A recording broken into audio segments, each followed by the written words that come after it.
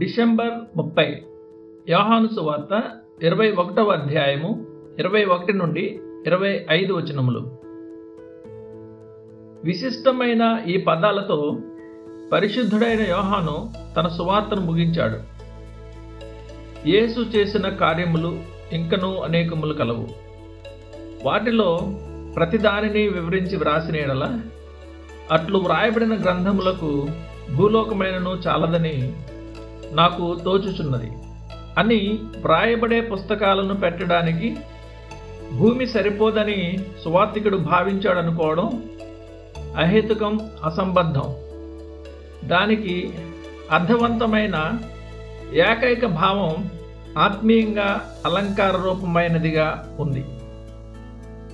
మానవుని మనస్సు తీసుకోగలిగినంతగా క్రీస్తు మాటలు, క్రియలు పొందుపరచబడ్డాయి. ఇంకా ఎక్కువ కలిగి ఉండడం లోకానికి మంచిది కాదు. మానవుని శరీరం వలె మనస్సు కూడా కొంచెం మాత్రమే జీర్ణించుకోగలదు. అధికంగా ఇస్తే దాన్ని లోకం పట్టుకోలేదు కనుక ఎక్కువ ఇవ్వబడలేదు.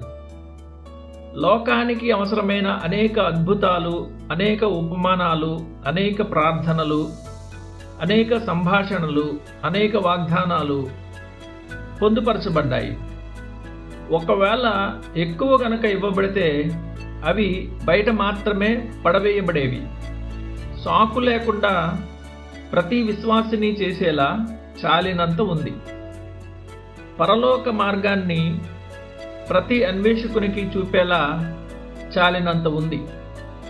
నిజాయితీపరుడైన ప్రతి విశ్వాసిని తృప్తిపరచుటకు చాలినంత ఉంది.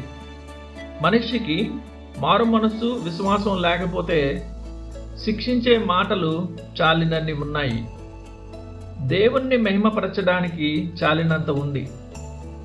అతి పెద్ద పాత్ర కూడా కొంచెం ద్రావణాన్ని మాత్రమే కలిగి ఉంటుంది. ఒకవేళ మరెక్కువ గనుక వ్రాయబడితే సకల మానవాళి మనస్సు క్రీస్తును అభినందించలేదు. చాలినంత ఉంది, విడిగా ఉంది. ఈ సాక్ష్యం నిజం. ఒకవేళ మనం ఉపేక్షించగలిగితే ఉపేక్షిద్దాం.